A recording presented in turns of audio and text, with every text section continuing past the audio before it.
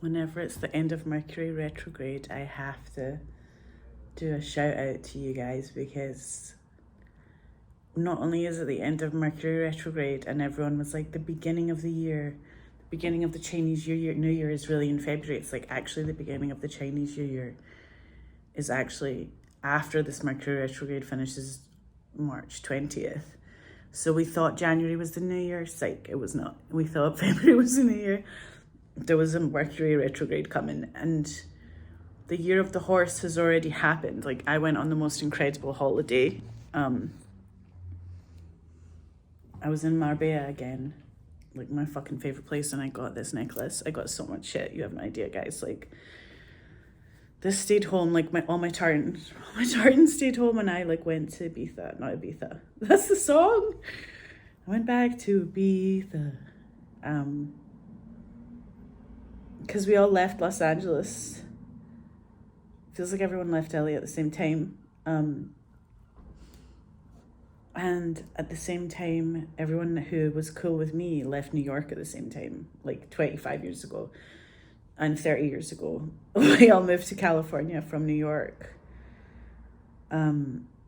because we believed in our dreams. And that's the thing, like, when you get older, you realize that you didn't go for small things. Like, you didn't move cities for small things. You moved because you believed in a big dream. Like, that's the thing. I think I'm like holding the microphone like I usually do. You believe in a huge dream, and like, human beings move nations because they believe in a dream and believe in each other.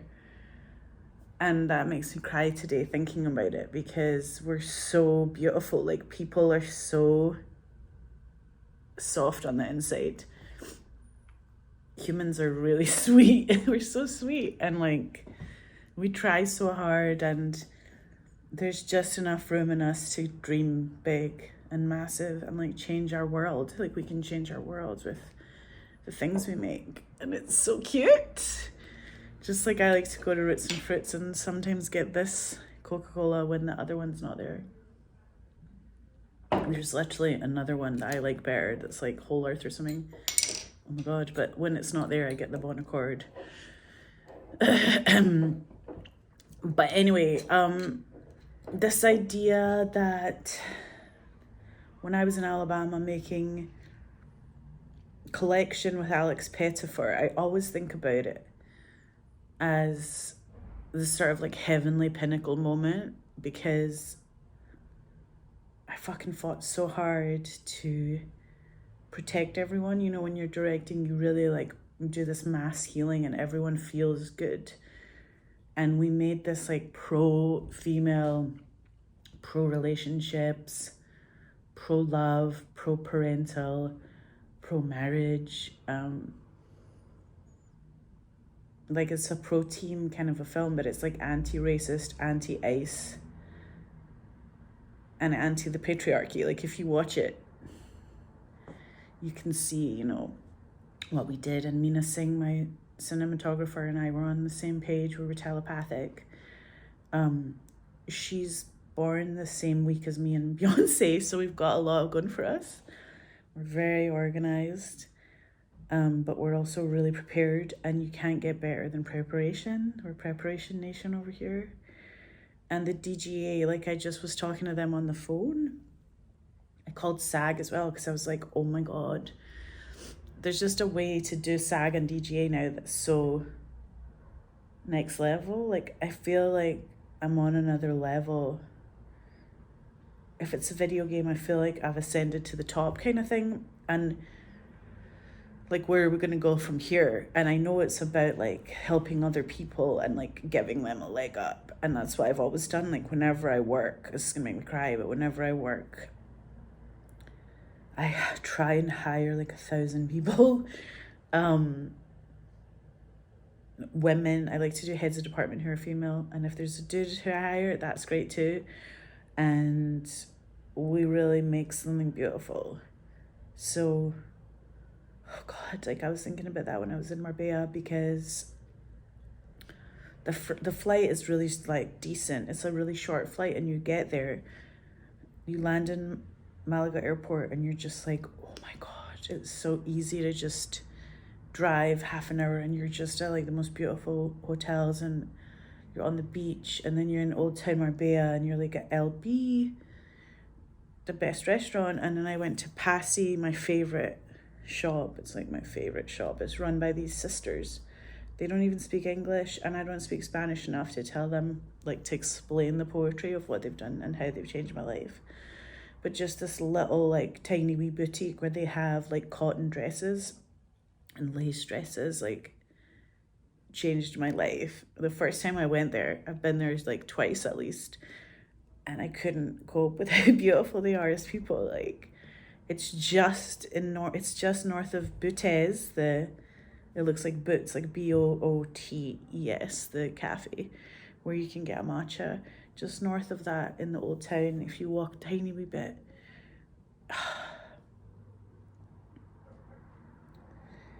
And I want to cry right now because, like, it feels like the end of a huge chapter and the beginning of a really massive one for everyone. Like, I said before we left for Marbella, I told my friend Rosie, because she has Gloriosa, the restaurant, I was like, yo, the dreams are coming true hardcore, and they're coming true fast for everyone.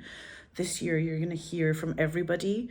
Like, beginning in March, you're going to hear from everyone that their biggest dream came true, or they got their dream car, you know, like they got the Lexus or whatever, or they got the truck they want, you know what I mean? Or they got, like, their truck fixed or whatever it is. Like, they live in the new house that they want to live in, or they got the ranch or whatever. Like, now they've got the massive farm that they want to, like, lamb in, and they've got all the lambs or whatever, and they're just like,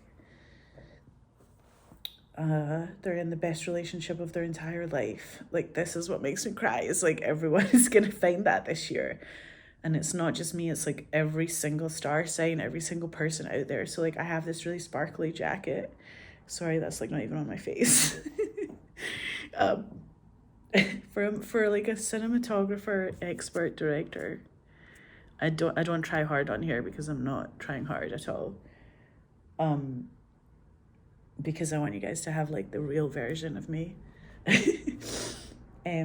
But, like, yeah, everyone's going to be in that dream relationship going, I have the ultimate protector, the surprise protector. Is it like the surprise protector and the constant loyalist? Yeah, the sudden protector, like the ultimate protector, the surprise protector, and the constant loyalist, like, all in one person. It's already here. But I've heard, like, people have a dream job. Like, right now, I've heard so many people have a dream job right now. I've heard everyone's dream come true, like, immediately. Like, it's already happened so fast. And it's, like, ridiculous. And we're only going to hear more this year. So that's why I wanted to document everybody's dream situations on here, because that's all we've got is, like, the dreams coming true.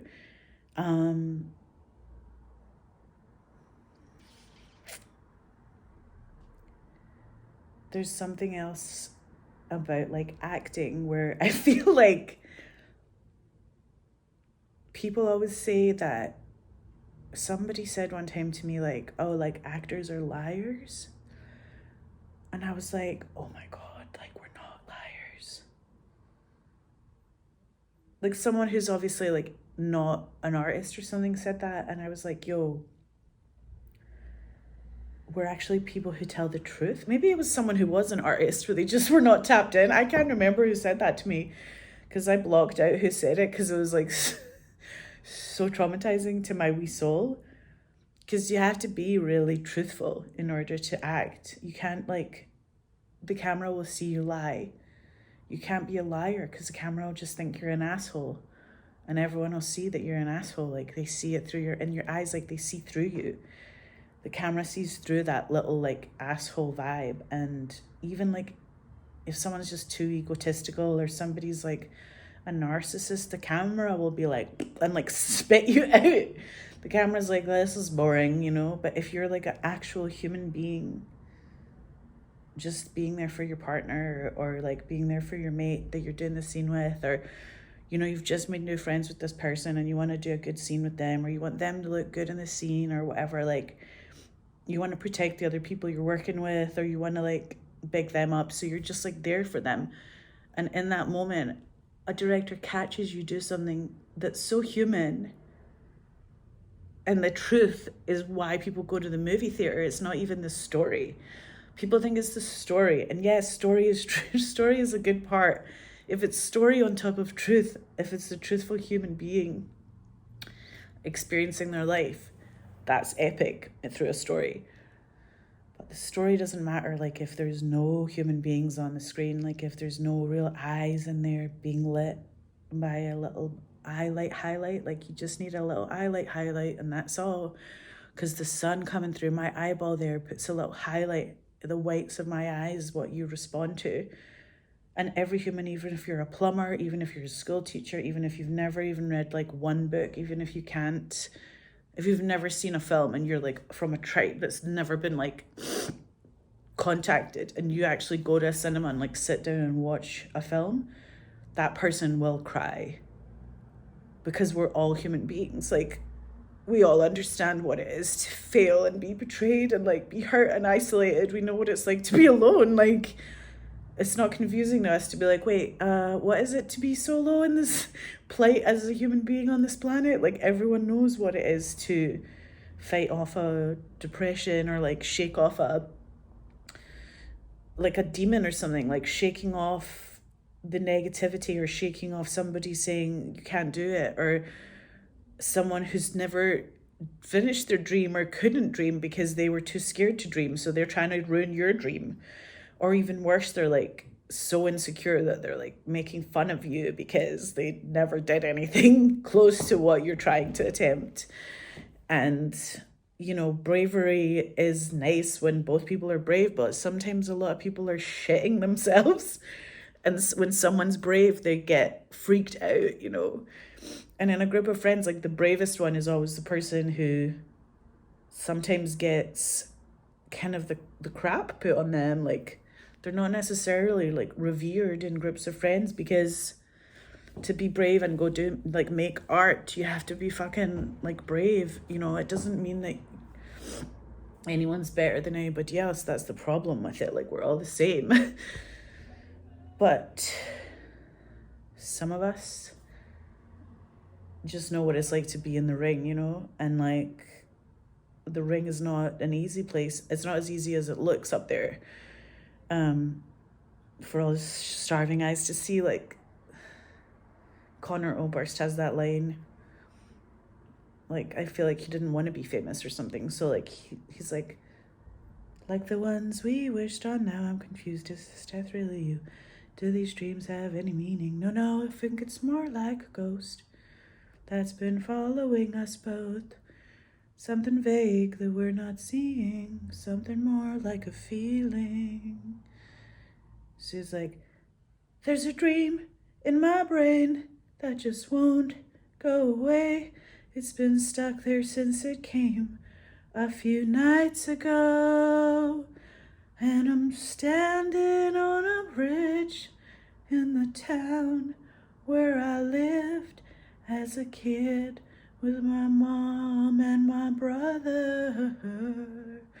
And then the bridge disappears, and I'm standing on air with nothing holding me.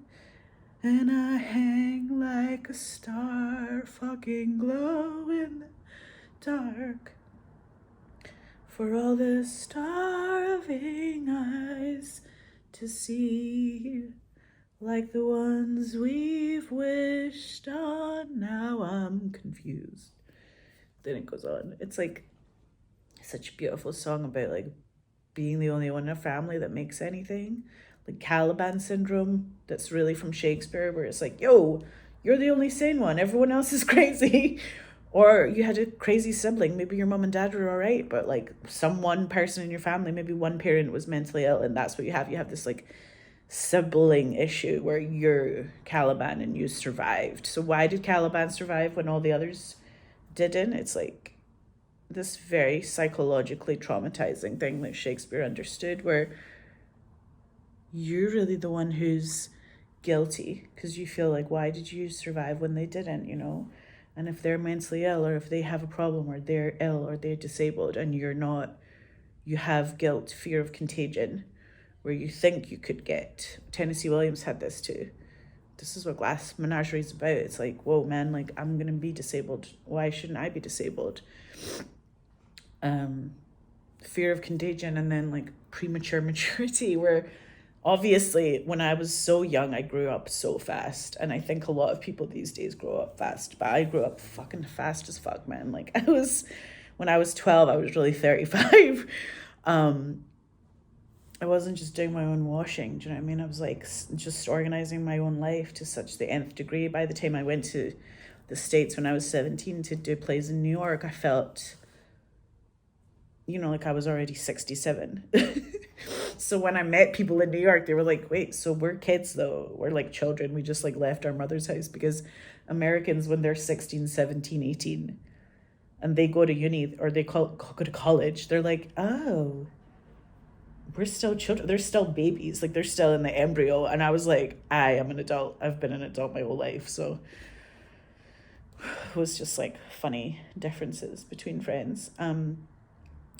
But I also think that there's something about Caliban where premature maturity and very fast success, like early success, is a key sign to somebody having a sibling who's not well, or a sibling who's passed away. Because if you do like a lot of the things, it's almost like you're living a life for both of you, or living the life for all the siblings who died, or all the ones who are still in the shadows, or all the ones that are still in the mental hospitals, or the mental rooms, where you go to these mental hospitals and you're like, oh my God, like, these people are not okay. So everyone I know has someone in their family like that, or they had like a dad whose brother was, or sister was, or a mom whose brother was or sister was. Like, everybody has somebody in their family, or like a cousin or something, that they know, or this has happened. So Shakespeare knew what the fuck he was on about. And this idea that there's this poem that Matthew McConaughey wrote about Alabama, Birmingham, where I shot my beloved Alabama at Birmingham. Like, Birmingham, I could live there. I did live there when we shot Collection. You guys should watch Collection. Me and Alex are good in it. I'm wearing a gold dress in it, and the gold is so expensive. It's like a real gold dress. It's couture. I think that dress had like its own security. But also I felt like we were making something beautiful. Like, Shakira Barrera is beautiful in this film, and we made sure that she was like female gazed in the scenes where she has to be in her underwear. I was like, she's gonna have like high-waisted.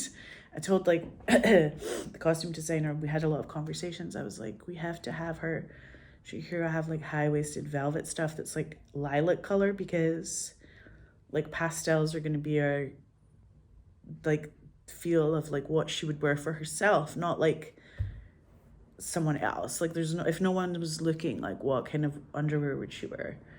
And that's sort of what we came up with. And my costume designer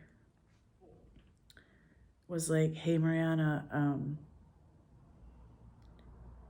she was like, I cannot stop looking at her. Like, she's so beautiful. Shakira is so beautiful in this, in the way we shot it. Like, it's so justified, it's so dignified, it's so respectful, that it's so loving. Like, it's not just a female gaze, it's like loving her, so you can't look away from her. And that's what cinema is really supposed to feel like. It's like we fall in love with everyone that we see, because they're good people and we're good people, so we feel that connection. And there's this like golden cord that like ties everyone together. It's very light-filled and healing. And yeah, my costume designer and I talked so much about it. And it was just like unbelievable to be in Alabama. So anyway, Matthew McConaughey was in Alabama after us. They did a film in Alabama after us that is intense, but theirs came out like more recently, like 2000 and right this year or something, a year after us or something. But I was excited because Matthew McConaughey said he didn't realize that Birmingham was in Alabama. Like, he didn't, like, when you go there, you'll understand. Like, if you guys go there, you'll understand. Birmingham is like the most beautiful place on the planet. And in America, I think it's just so gorgeous. And he said, he wrote a poem about Birmingham when he was there, and he said, it's red enough for you to work. It's red enough for work and blue enough for dreams. And it's true, or it's royal. It says royal. It's royal, but without a queen. That's his poem about Alabama, Birmingham, Alabama. And I was like, this is fucking perfect, man. Like, he knew what he was talking about. And for a connoisseur of the South, like Matthew McConaughey, like, knows what he's talking about southern towns. And yeah, if I could, I would work in Alabama every day, because it's like, Birmingham is this very kind of like challenging, difficult history. And that's the ground you're walking on when you're walking there, and you feel like it's healing. Anyone who goes there, it's like actively healing it. Do you know what I mean? Like, it's anyone who lives there, they're walking around and healing it every day, and it does feel like that. And you're like, oh my God, there's like so much hope. And like, you'd think there would be no hope on the streets of Alabama or no hope somewhere like that. You know, people think stereotypically about these places, or like sometimes in Los Angeles or New York, people say shit about any part of the South, and they're like, oh, blah, blah, blah. Like, they can say things about it because they've never been there, or they don't know what it's like to live there. So like, or if they've been and they just didn't like it because they didn't stay long enough or something. And really, there's this feeling in the South of, it's like they're not necessarily right wing, like they're not left wing. They're just kind of seeing all the sides of things and going like, okay, so who are we? You know, we're not necessarily stereotypically anything. And that's a little forgiving space that I think is a good place to exist in. And oh my God, I want to cry every second today. I don't know why. Oh God, man. Like, I'm supposed to do all this shit tomorrow, and I'm kind of like, tomorrow and the next day until the 20th, like these 2 days until the 20th of March, are going to be a little bit intense because it's the end of Mercury retrograde. It's always intense. So I'm going to go to Necca Coffee to get some matchas. I'm going to do a lot of hanging out with my mates. I'm going to be like in the zone. I'm going to thank God for my holiday in Marbella. I'm going to plan my next tanning session. I got so bloody tanned there, and it like faded so fast. Like, you come back to Scotland and there's nothing that fades faster than a tan. Like, I don't know what kind of relationships are short, but like, whatever the shortest relationship in the world is, that's called the relationship of a Scottish person with a tan. Like, it is gone like that. Like, you land, it's gone. Like, you land, there's a storm. You land, there's wind in your face. You land, there's like rain going up your nose. That's the thing about like rain anywhere else. Like, it rained for a second when we were in Spain, and I was like, oh, to Mimi, I was like, Mimi, this is great because like, it's raining, but it's not going up our noses. Like, it's not the rain that comes up your umbrella and goes into your blow dry and like fucks up your blow dry and fucks up your makeup. So you don't even do makeup and you don't do hair anymore, because it's like, Scotland will fuck you over. The wind in Scotland will fuck your hair up in a way that you're like, I can't even believe that is possible, that wind could do that, and that rain could do that. Like, rain could seep in so deeply, but it can. So you're like, okay, so anyway, this rain in Spain comes from the sky down through the trees and like onto your umbrella and then onto the ground, and it's normal, lands on the ground, goes away, and it doesn't go up inside you into your nostrils and like in your ears and stuff. You're just like, rain in Spain stays nearly on the plain. Is that a tune? The rain in Spain stays mainly on the plain. I think that's from like My Fair Lady or something. What a callback. Anyway, I can't believe that I was in Spain and I like didn't get enough of a tan. when you're in Spain for 5 days, it's like a tragedy, because like the day 5 that you're there, you're like, and this is me building the tan that I could build into the rest of time and really go for it with the rest of the tan and like have an actual like dark skin. But you know, we had to go, and I was like, fuck. But the thing about the Marbella that they always say is they're like, just come back, like come back whenever you want to, come back. And I feel that like so strongly. I like miss it.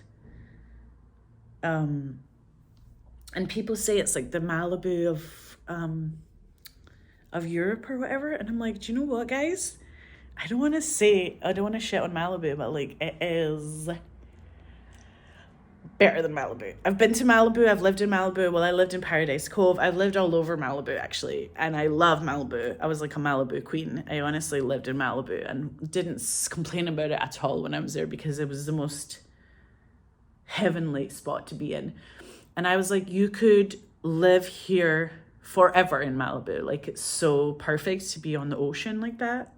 And that's the thing about Marbella. It's like, wow, like you're in heaven again. But it's also like European, like it's very like authentic. The old town is ancient. Like there's grannies walking around. There's like, everyone's well dressed. I just like it because everyone's like better dressed. Like in Malibu, I feel like everyone's in like flip-flops with like shorts and t-shirt, whatever. Like, and you know what I mean, grown men are dressed like toddlers in Malibu. And like in Marbella, like grown men are like wearing suits. Like you're like, oh shit, they're like wearing a linen suit. Like holy fucking shit. Or maybe they're wearing a cotton suit, or they're wearing like a different suit that's a bit warmer, whatever, but they are well dressed and they look incredible. And they're not like, even the kids in Marbella, like if they're like little children, they're dressed like adult men. And that doesn't happen. Like in Malibu, the toddlers dress like toddlers, and the grown men dress like toddlers. So you're like, I don't know, there's like a California thing where they are not well dressed, in the sense of like, if you go to a European country and you just look around, you throw a stone, you'll find a well dressed person. You go into any like any city in any part of Europe, you could be like, these people are well dressed and they dress their children well. But it's like, we just don't know what happened in LA, where it's like they just got lax. California just got released from like this idea of, you don't go suited and booted in California. No one wears a suit in LA. Like if you wear a suit in LA, people are like, you're probably too warm, because they don't do linen suits in LA. Like they don't know about that thing. So they just kind of, I mean, they're just like, I don't know, they're just like, maybe they'll wear like a suit, but they have a shirt and it's open, or like a short sleeved shirt, and it's like, they again look like a toddler. And you're like, what happened in the translation from like you guys coming over from Europe to the States? Like they spent a long time like dropping all those, like dropping into a different accent and dropping into a different fashion sense, because like I don't know what happened, but they stopped listening to their grannies about fashion or something. I cried on this. I cry a lot because I'll see a performance that moves me, or like I went to a Leonard Cohen, oh my god, it's like so intense, a Leonard Cohen like show where they're just playing all his songs, but to candlelight. And it's human beings like doing the violin version of his songs without lyrics, you know what I mean? And in your head, you're hearing his lyrics, because every time, well, when I first heard about him, I was at Nancy Smiley's house on Great Western Road. I was like, oh my God, I was like, baby, house sitting this house and house sitting this mansion house on Great Western Road. And it was like, kind of, I can't remember why it had this like courtyard. Like it's a very old kind of like mill house or something. It's got like a massive courtyard. Like when you open the gate, there's like this huge courtyard, and there's like this veranda. So when you go in the house, you can come out when you're in the living room, the veranda you can look down and see the front door and front gate and stuff. And you're like, oh my God. Like if you were in the living room having breakfast, you could see the fucking postman coming and shit like that, and like wave at him and shit, and it was good. But I liked that place because I actually was 16 or 15 the day that I woke up there, was house sitting. Nancy must have been on holiday, and I was like my mom's pal, and I was like, what the fuck is this? She had an LP player, so I put on an LP. The first LP I put on was Leonard Cohen. I had not heard of him. And I just fucking played that LP over and over and over again. Like the poetry in his voice, the low voice.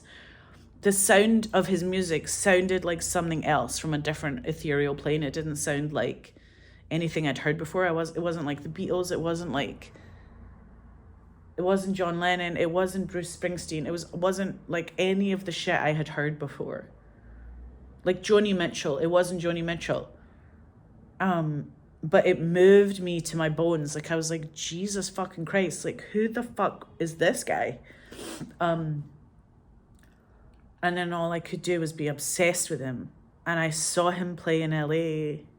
He played Staples Center like before he died. And I went to see him. I think I hadn't even done Glow. I don't know if I'd done Good Dick. Like, I don't know what year this was. I'm sure I'd done Good Dick, but I don't know, like, what was happening. But I remember sitting in the front row of this concert. Like, he was in my face. And he was like 80 or 90 years old, and he knew every fucking move to everything. He knew every lyric. Like, you know how like some singers are like, I forgot. Like Robbie Williams is like, I forgot the lyrics to my own hit song, so you guys, the fans, will sing it. Because I don't need to sing it because I can't remember this part. So you guys go, and for angels contemplate my fate. And then like crowd is like, and do they know? And he's like, but he doesn't know this lyrics to his own song, so that's what he does because he can't remember. And then he's like doing the chorus because he can remember that part. Leonard Cohen was the opposite of that. He was like, I'm a fucking performer.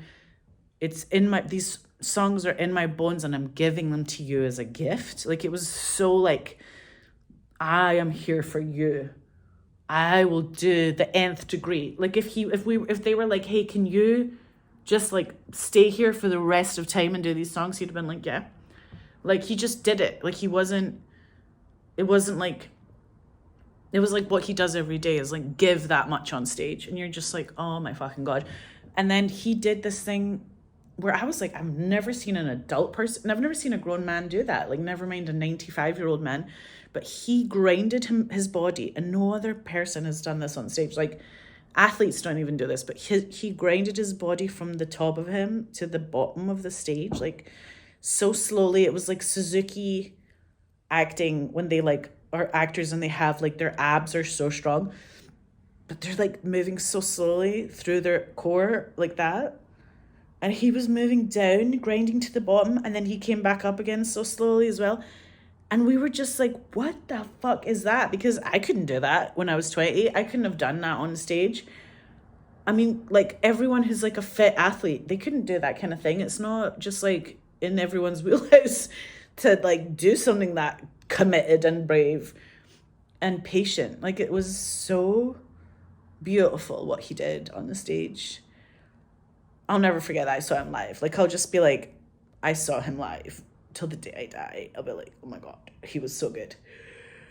And I also remember like just going to so many concerts and being like, oh my fucking God, like what the fuck? Oh my God. There's so much to be said on this day and age, in this day and age.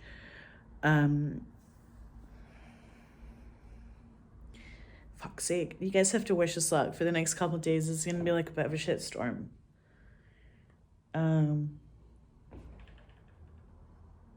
But we're gonna get through it by watching rom-coms. We're getting through it by watching like funny stuff on TV.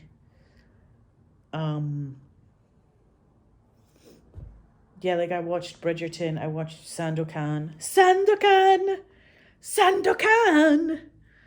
I watched so much stuff on Netflix, and what I do on Amazon, for some reason, like my Amazon is so brilliant where I can just like buy stuff with points and use my points. I don't know what the hell's happening there, but I've like not had to spend money on Amazon because I can just be like, oh, I want to see this film and like watch it. You know what I mean? Like I'll be like, I will watch like an oldie but a goodie. Do you know what I mean? Like Prairie Home Companion. Like I own that and just watch it constantly. And it's like Robert Altman's last film, and he's just like doing these long shots, very long takes, where there's like 3 actors in like the blocking, and it's just like the dialogue is unbelievable, and they're so fucking well rehearsed, and you're just like, it's like dreamy. And I'll see stuff like that Tony Curtis is in. I just love everything he's done. Like I love Clue. I'll watch that like 1,000 times. I just dig for gold in that way. I like to see films that are good performances and feel real. And I can't get enough of it. Like I feel like there's something to be said for this idea that you could actually have in 2026 all the dreams coming true in a way they have not before and are going to forever. Like it's like this is the time for every star sign, for every individual, where they're feeling that potency of not just dreams come true, but them like actively living in the heaven that is their like ascended feeling. It's like they had to have discernment for so many years in the past, and they were like, oh, I'm trying this thing but it's not working, and I'm trying this thing but it's not working, I'm trying this thing and it's not working. And it's like, actually no, you try it and it works, and you're like, oh my fucking god, it could have been there the whole time. So I'm wearing this like very sparkly gold jacket, and everyone on the streets like, your jacket is amazing. Like everyone stops and talks to me about my jacket, and I'm just like waiting for a dude to stop and talk to me about it. Because I want a guy to be like, hey, your jacket is fucking cool, man. Or like, just if a dude would be like, hey, cool jacket. Or hey, where'd you get your jacket? Because like it's such a conversation starter. Because it used to be what we would do when we smoked cigarettes. We'd be like, do you have a light? And then you could be like, so where are you from? Right, okay, so is that where your granny is, or just your mom? Or okay, so then you'd like find out about a person like just smoking a cigarette. But then when you don't smoke anymore, like you can't just like have that camaraderie between strangers. You can't just be like, can I borrow your lighter, about like to random people. And so like I feel like that's changed the world a wee bit, and now people have to be like, I like your jacket. I just think there's something about the next couple of days that feels so fucking potent. It's like that moment of like heart is already open feeling. Like I went to the Ute tribal nations in Sundance, like at Sundance, and I was like, they touch your heart and they're like, yo, you can come into our realm, essentially, like our tribal nation like is here, so you can like be welcomed or whatever, and come on and do Sundance and feel blessed. And I felt the blessing of the tribe, you know what I mean? And I also felt like I could do anything with that, but they were like, we thought we had to open your heart, but your heart's already open. And most of the time what they do is they touch like a filmmaker's heart, or an actress's heart, or an actor's heart, or a writer's heart, or a producer's heart, or an agent's heart. Not that all agents have closed hearts, but you know what I mean? Like they touch somebody and they're like, oh, we need to open this person's heart. Or they vibe it from afar. They can feel the energy and they're like, that person's heart is closed. But for me, they were like, we thought we had to heal your heart, but your heart's already open. And when they said that to me, that's when I cried. Because that's such a gift to say to someone, because it's also true. But it's like the thing in the story when they get the elixir and come back home and they're like, fuck me, I have the elixir now. You know what I mean? Like, we did the heroine's journey. We came back with the Bon Accord sugarless cola. It doesn't have sugar. It doesn't even have, it's just raspberries, man. It's just raspberry, fruit juice, apple juice, pear juice, lemon, I mean, it's like my favorite stuff where you're like, this doesn't even have sugar in it. Because I'm sweet enough. I said that in an airport in LA. Like when I was leaving LA, there was like a Pret at the airport, but it was like African American chicks who were like operating, and I could tell they were like best friends. And they were like, oh God, like this shift is so fucking boring. Like I could tell they were just like over them, like over the day. Like it was like, this is fucking crazy. Like, why are we here?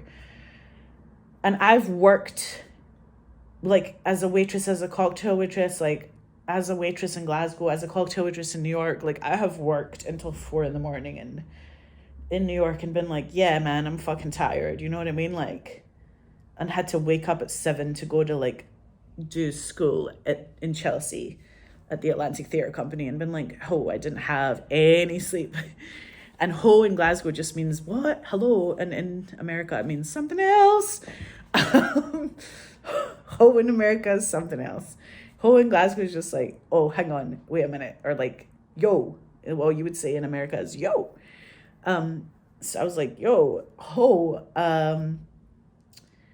But nobody's a hoe in the statement. I was like, hey, I had to show up at the Atlantic Theatre Company upon 3 hours of sleep the night before, and like had done 3 hours of sleep for a generation of my life. Like I was like, this is chapters of my life that I'm losing sleep during. But I was not tired because I was like into it. Like when you're doing a play that you love, or you're reading a fucking role, or you're auditioning for something, or you're reading a role, or you're in the theater, you're on the stage, whatever the fuck, you're watching someone else on the stage, whatever it is, you're like pumped for the joy of what it is to do your dream. You have energy, do you know what I mean? And the thing that I didn't like about waitressing, or like sometimes the modeling gigs I would do, is like they didn't feel vibrant like that to me. They weren't like alive with life, you know. And like no matter how much of a charming thing you could do as a waitress or a cocktail waitress, like it doesn't feel the same as like doing your dream. So like just being on the stage in the theater, or just smelling the theater for me was enough. Like as an audience member, just sitting there. And that feeling when I was at LAX, I was leaving California, and I was like ordering a matcha at the like Pret. I think it was a Pret. I don't remember what it was, if it was a Pret, but I think it was a Pret. Because it was weird to me that there was like a Pret in LA, but I was like, maybe because of the airport, whatever, maybe they do have Prets, but I don't think LA has Prets. But anyway, maybe it wasn't a Pret, but maybe it was something like a Pret, but it was definitely in like the lounge where you're leaving. Like above that was like the Chin Chin or the Mr. Chang's or whatever. There's like some kind of like Chinese restaurant like above, and then after the Chinese restaurant you go down and get coffee before your flight, or get a tea. And I was getting a matcha, but I was like, I'm getting an iced matcha, please, thank you so much. And these two ladies were so like frustrated, annoyed or whatever, overtired, and they were like, the girl was like, do you want sugar in it? And I was like, no, I'm sweet enough. And they looked at each other, and you could tell they were best friends. She was like, I am sweet enough. Like she had never heard it before. And it's literally like a Scottish person being like, this is all we ever say to each other is, I am sweet enough. Like that is the international statement of Scottish people everywhere. Like people have said I'm sweet enough since they were born. They said it in the embryo. They'll say it at funerals. Like people say it.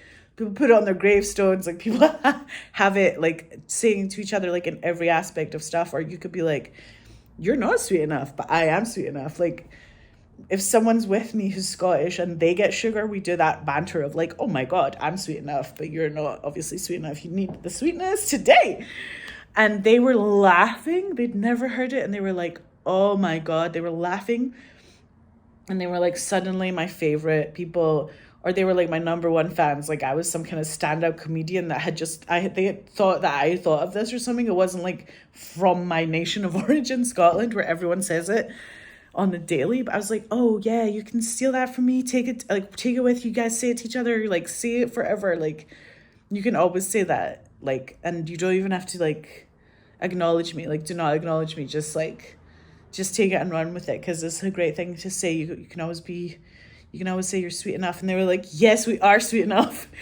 It was so cute. And it was one of these things where like you feel like it's not like it made their day, because that would be presumptuous, but it like helped their day along. And maybe some days that's all you can ask for, is like just a wee bit of good chat with strangers, where we feel like we're more human than when we woke up, or a little more together than when we, left the night before, or whatever it is. Like, there's a general feeling of camaraderie and togetherness, and I like that feeling of like we're all in this together. And I think that I'm going to cry 25 more times before the day is out. It's such a crazy, intense day. Okay, guys, look at my necklace from Marbella. If I could move there, I would. And the thing about it is, like, even if it's a rainy day there, you're like, it doesn't matter because it's still warm.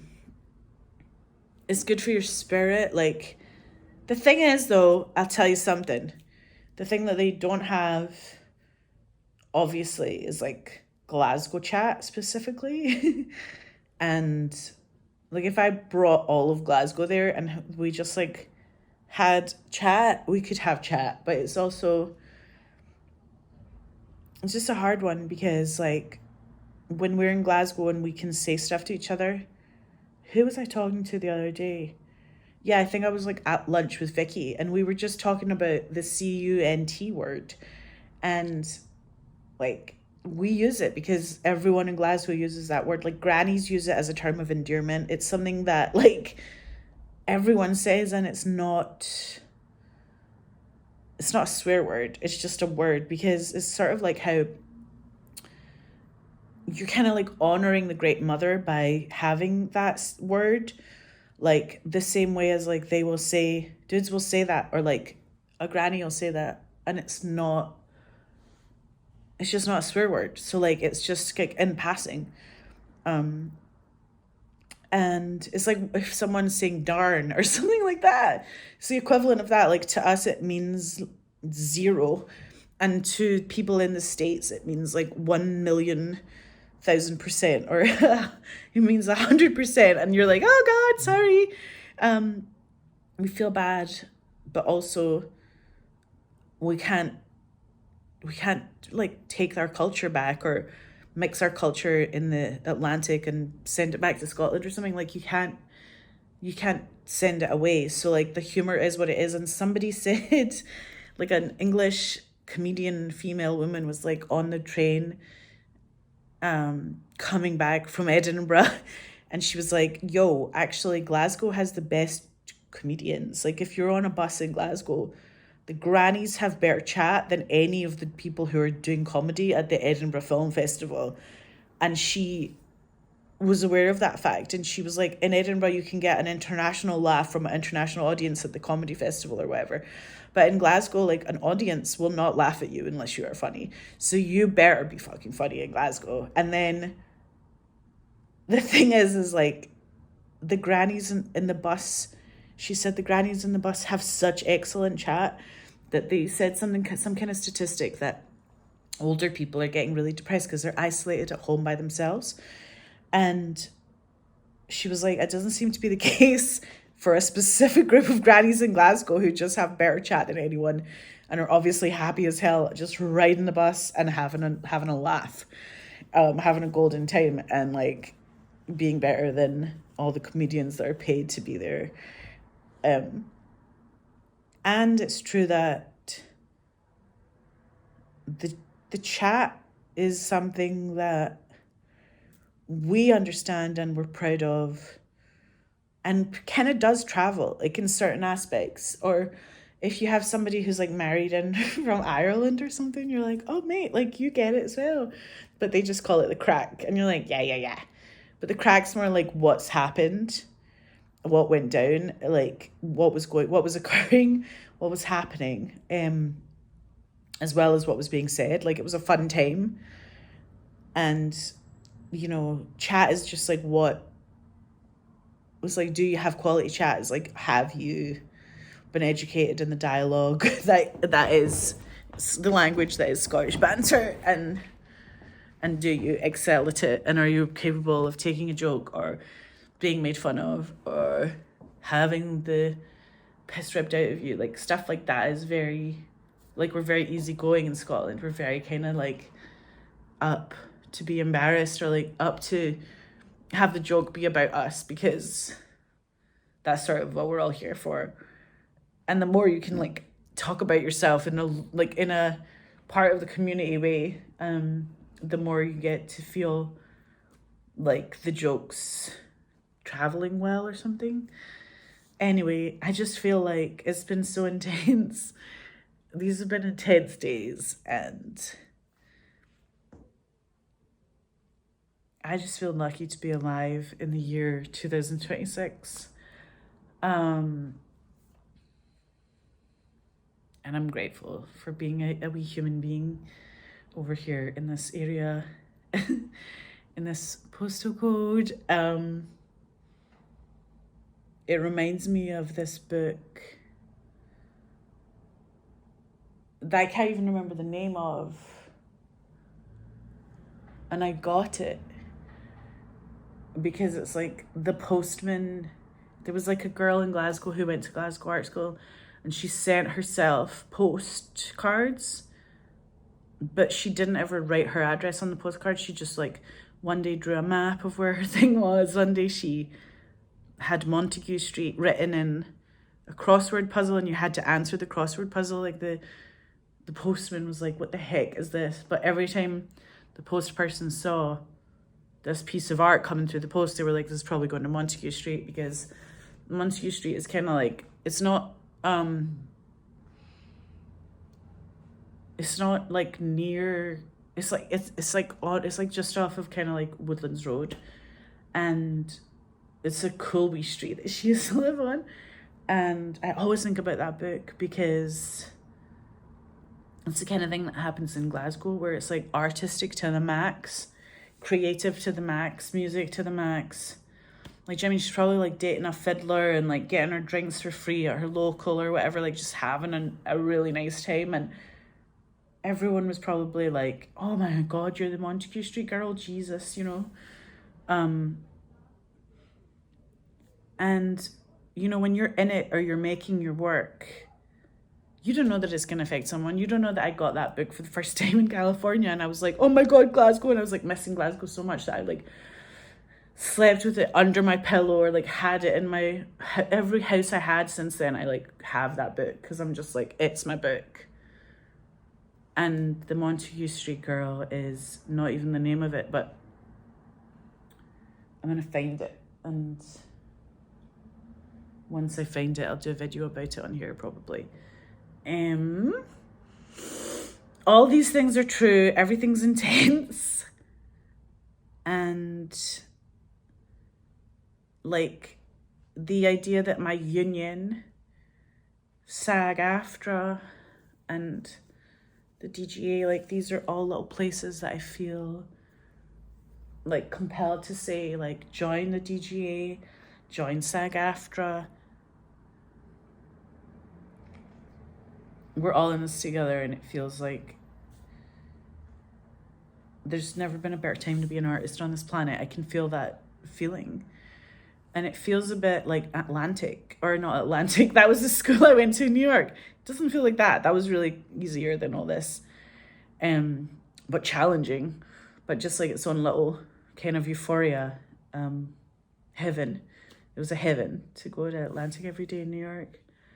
But what I meant to say is Atlantis, like, it feels like artistically we're in kind of like an Atlantis of everyone's got their crystals, everyone's got their healing powers, like everyone's between us and God, like everyone's sort of like traversing these planes.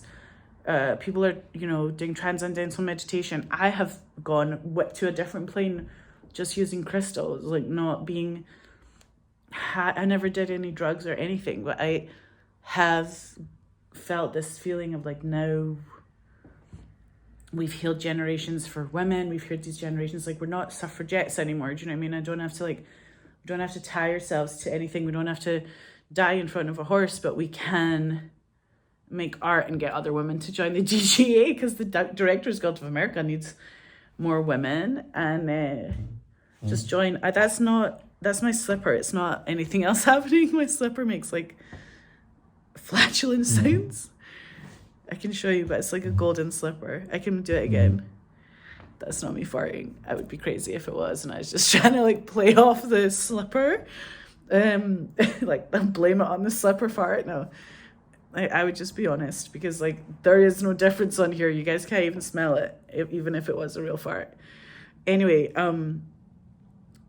God, I forget what I'm saying, because I was talking about Atlantis, and I was walking down the street the other day, like in Finiston, and I heard this song because I was thinking about people used to talk to each other. We used to bump into each other. We used to meet at cafes. We used to meet at bars. We used to meet on the street. Like in New York, you could bump into someone on the street. You could walk past on someone on the street, and suddenly that person would be your best friend for life, and you would spend the rest of your life being best pals with them. I saw the most beautiful souls on the street in New York, like of all ages, just like walking. They were walking past, and it was like, oh my God, look at these like ethereal beings. They were so like elven, like in their beauty, like elves from another planet. And I feel like I remember this song Jared Leto had called We Used to Talk. And I had it on a CD, or I had it on a tape. Maybe I had it on a cassette in my little Honda Civic car or something. Like maybe it was on a CD. But it was We Used to Talk about all of the heroes, and we could play the heroes, and sunny then our thoughts. Even Atlantis fell into the ocean floor. We used to talk, but we don't talk much anymore. How long can this conversation go on before the information is gone? It's like we used to talk. We used to talk about all the scenarios where we could be the heroes avenging evil thoughts. Like, it's such a good song. And he just fucking came up with that song, like, before the internet was really a thing. Like, it was more about, like, how he used to talk to this person, you know what I mean? Like, they used to talk a lot, and now they don't talk, but we don't talk much anymore. And it's like, why don't we talk much anymore? But this feeling that he had, almost like this premonition of this era where, like, people don't even chat to each other. They just text, or they're, like, messaging each other on Instagram, and they feel like there's a connection, but there's not a connection because you have never met this person, don't know them from Adam. Don't even, if Adam and Eve were around, would they have a Wi-Fi, or would they have access to Wi-Fi? Like, I feel like they would. And I feel like they'd have like 1 million followers on Instagram, or 1 billion followers on Instagram, and God would follow them. God's like, I'm following Adam and Eve. But Jared Leto, sorry, excuse me, two different Jareds. Jared Smith did the music for Good Dick. I had known him from The Genius because he was playing like a bass with his feet and a guitar with 2 hands. So he was already doing 3 things, and then he was singing backup vocals from Juliet. Like, Juliet was singing lead, and he was singing her backup vocals for her as well. So I was like, that cunt on stage is doing 5 fucking things. Something else in his head as well. So I was like, that's insane. So I was like, if you can do that, you can probably like be the composer for my film, because it was like the first film I had ever done, and I wanted him to do everything, like every song in the like background, every song in like a car,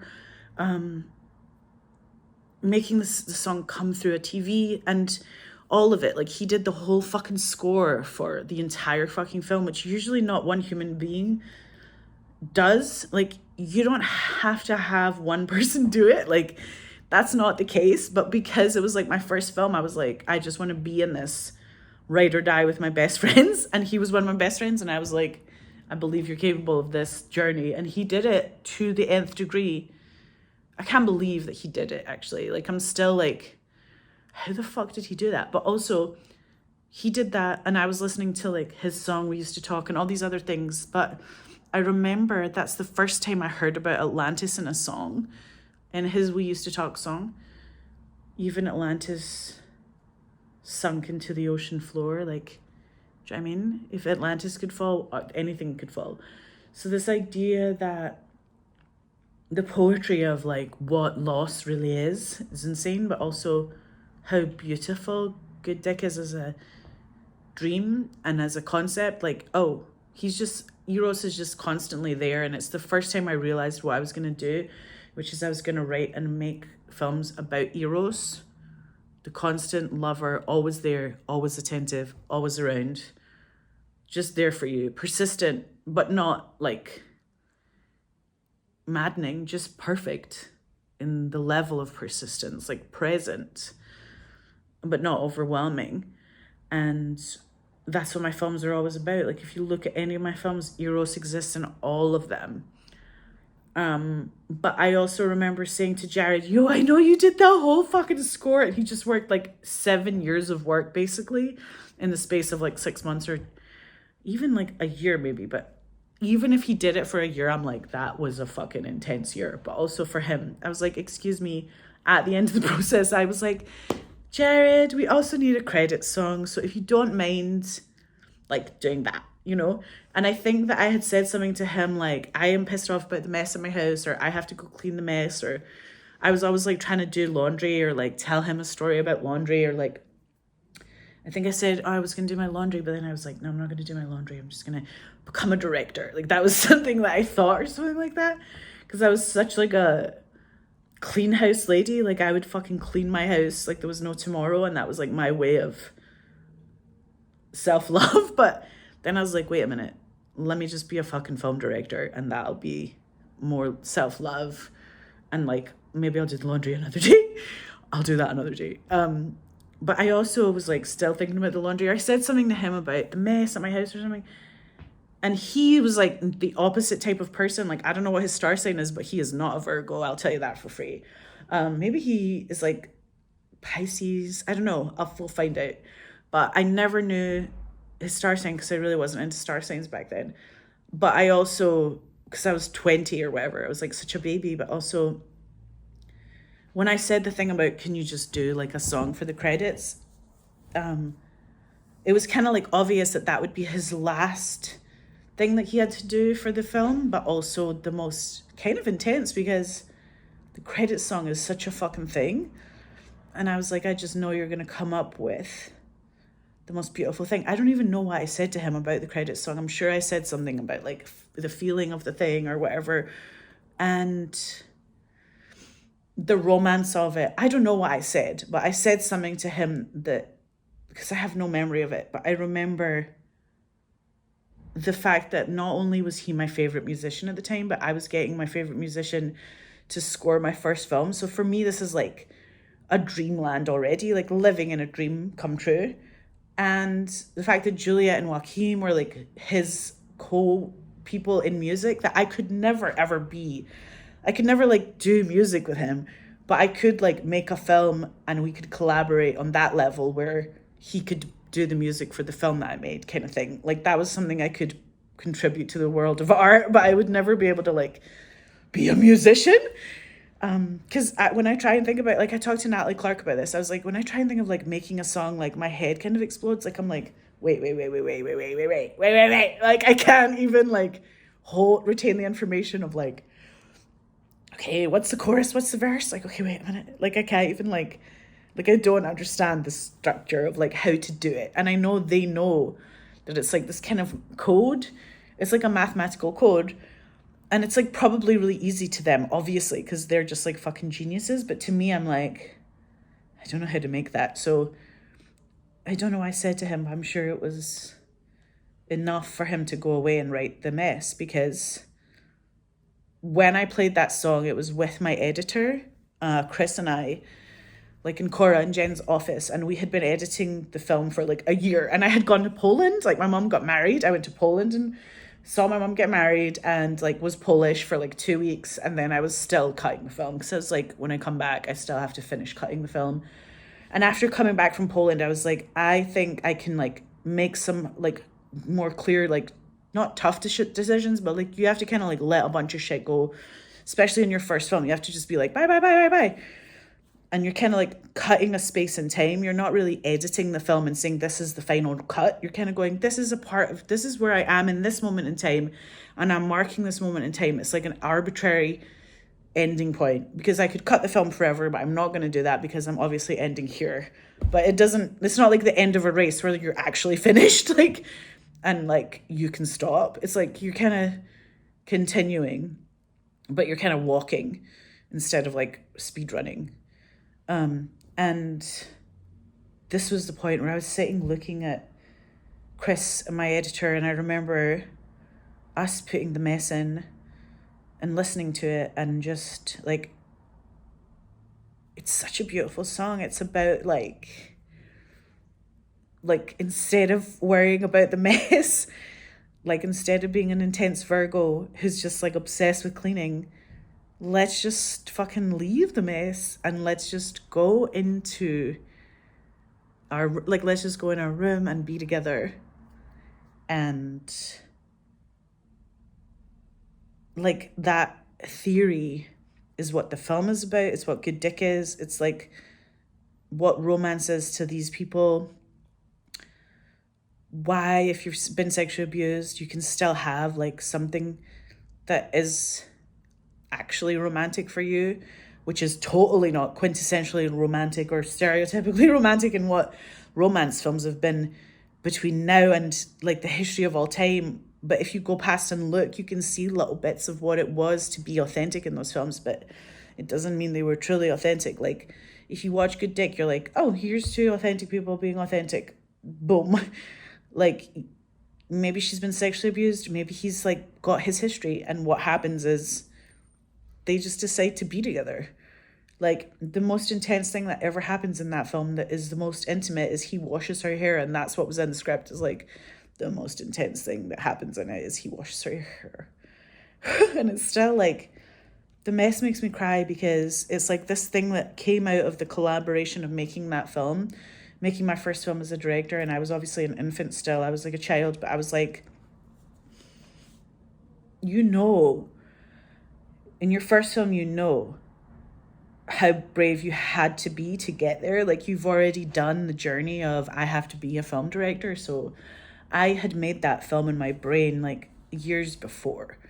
2 years before, I had come up with the idea of being a film director, and I knew that I wanted to do it. I knew I wanted to go to parties in LA and not say I'm an actress, but say I'm a director. And at dinners, people go like, oh my God, you're a director? Like, holy fucking shit, you know what I mean? Like, let's talk about that. And it's, the person could be a scientist and they want to talk to you, or they could be like working in a cafe and they want to talk to you because you're talking about something that is your dream. And other people, for them, acting is their dream, and they could say that and people are like, fuck, that's so interesting. But when I would say acting, people were like, oh, they didn't give a shit, because I didn't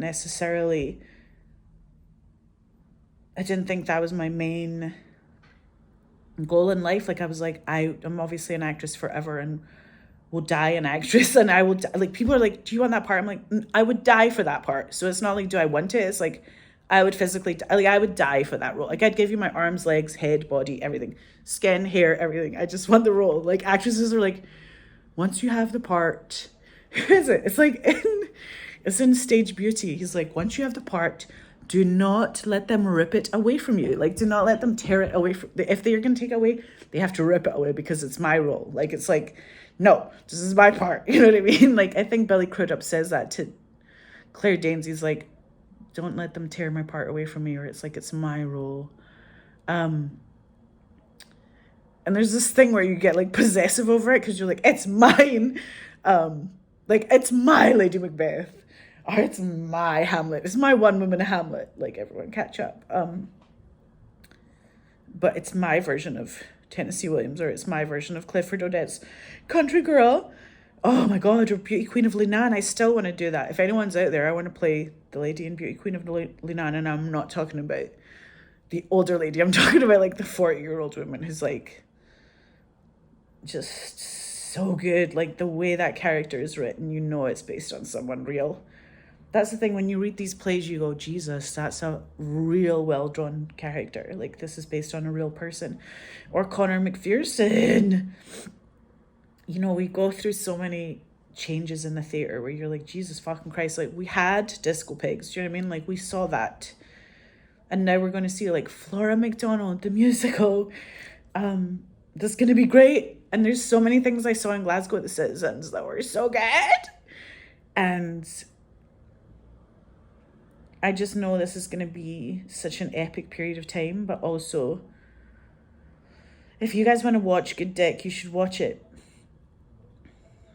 It's one of those, like, where you feel like we were kind of ahead of our time. Like, that script was something that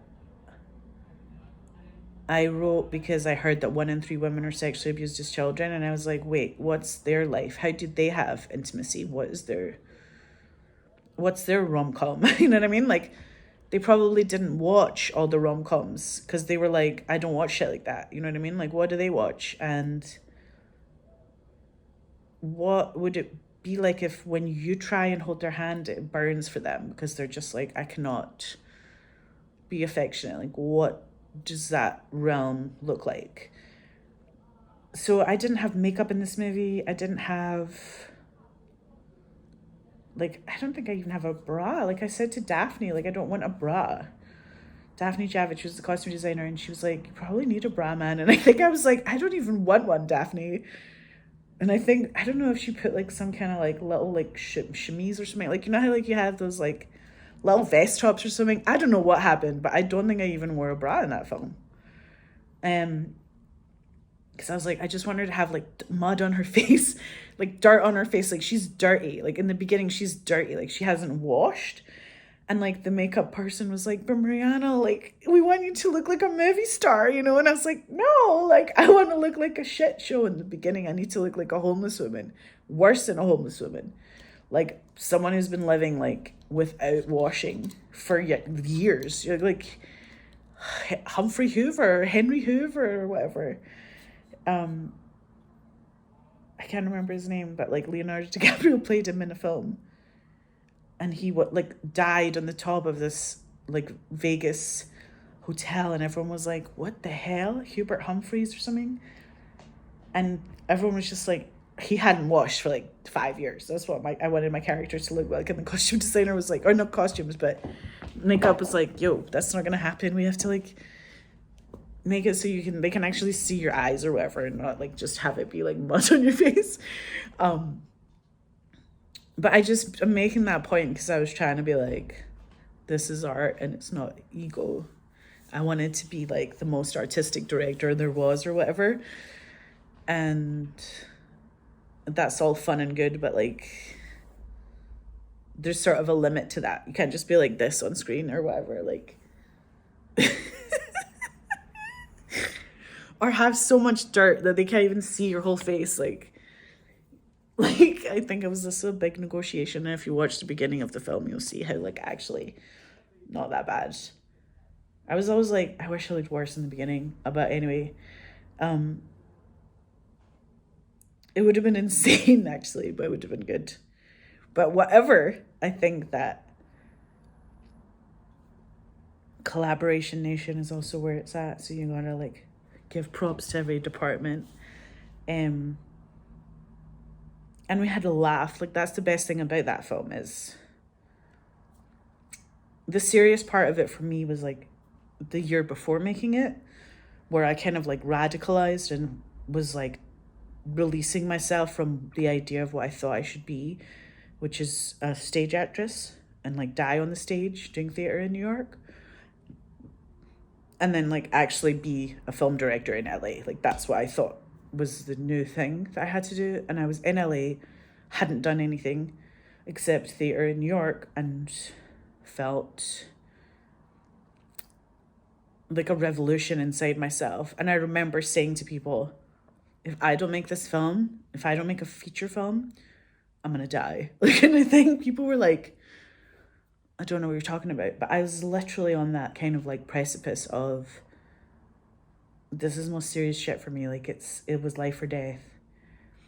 And if I didn't make that film, I know I would have died inside. And this is the thing about humans, like people fucking brick it. They don't do their dream. They shit themselves all the time, and they like back up from their dream, and they run the fuck away from like the best relationship of their life. They fuck it up, or they don't go to the school they should go to, or they don't go to the uni they should go to, or they don't go to the job that is their absolute dream come true job. They might work somewhere next to their dream come true job, or they don't work, you know, in the band that they actually want to be in, but they're in some shitty band that they don't even like the music of, and they hate the job and they hate it, but they are not doing their dream. So it's like they feel like, okay, like they're safe, but they're not true to themselves. And that's the fucking thing. Like, no one can tell you, like, no one in 2019 or 1999, when I was 20, no one could have said to me, Mariana, instead of doing plays in New York at Atlantic, you're going to be a movie director. So like catch up with that, you know. Actually, David Laveau did say that to me, but he's like a genius. So he's like channeling the future. He's like probably a time traveler. Now I figured out David Laveau. He's not just like a genius director. He's not just a genius theatre director. He did Clyde 9. He did everything. He's not just a genius director. He's the one that I went to his house in London, and he had these piles of books in these big like columns, like pillars of books, like what you see at the Colosseum, but of books, like just book. And it was like the way he organizes books was just in the middle of the room, and I like up in these huge piles, because that's like how he was reading them, or how he finished them, or how he organized them, or what he was about to read, or what he's finished already. I didn't know what it was, the way he'd organized it, but to me that was the most impressive thing he could have ever done. Like I was like, oh my god, I was like very impressed with that, and I wanted to put that in a film. I've still never put it in a film, you guys. Anyone wants to put that in a film, steal it from us, because it's such a good thing to say that a character could be that well read and well versed with his books and intimate with his books that he doesn't even put them on shelves, you know what I mean? And he doesn't sleep with them like I do. Like I sleep with scripts and stuff. I slept with the Forever script, Tatia's script. I slept with the Forever script because I was just like, I love this motherfucking script so much. I'm gonna sleep with it on my pillow. I did that with so many things. I did it with the script. There's so many scripts I had where I just like slept with it in my bed because I was like in the dreams of it. And it is a dream. Like what making films is a dream come true. So it's all part of it, and feeling like, holy shit, here we are. And this idea that you're honoring your ancestors. Like I've got an Irish, speaking of St. Paddy's Day, I've got an Irish granny. My dad's mum was from Dublin, Ireland. And it's like the stories we got, the ideas, the way you tell stories is so beautiful, poetic, stunning, you know what I mean? Like we're always in a public tapping our foot to somebody else's tunes. And there's a way about the idea of story there that it's not really yours. Like it comes from somewhere else, and they gift it to you, and then you gift it to someone else. It's not really, there's no like hierarchy. It's not like, there's no like, I don't even feel like there's a patriarchy in Ireland. It's more like matriarchal. They're just like all into their mummies and their grannies, and like everybody's nice there. And I feel like there's something to be said for having the depth of making something when I was that young. When I did my first film, it feels like very Irish to just like go out and do it very young and like kind of prove yourself when you're young, because like John Cassavetes said, you better prove yourself to yourself when you're young. That's what I was going to say. Like no one can tell you what you're going to do. No one could have told me when I was 16, yo, you're going to be a film director. Like in the next 5 years, you're going to be the head of your version of film directing. You're going to be your own boss. Like it would have been funny to say to the cocktail waitress I was in New York when I was 17, you know, like cocktail waitressing in Sweet and Vicious. Like, I don't think that would have been something that anyone could have told me. Like, I had this huge tray, a tray the size of my body, and I'm tall, I'm like 5'11". There was a tray that was like literally the height of me, and I would carry that tray like with hundreds of drinks on it and give it to like 1,000 Jersey guys and just be like, yo, I got you guys drinks, here's your drinks, you ordered them. And they would tip me so much cash. And I would like go home with like wads of cash. And that was just my MO. Like, that was my everyday life. And we're not joking about that.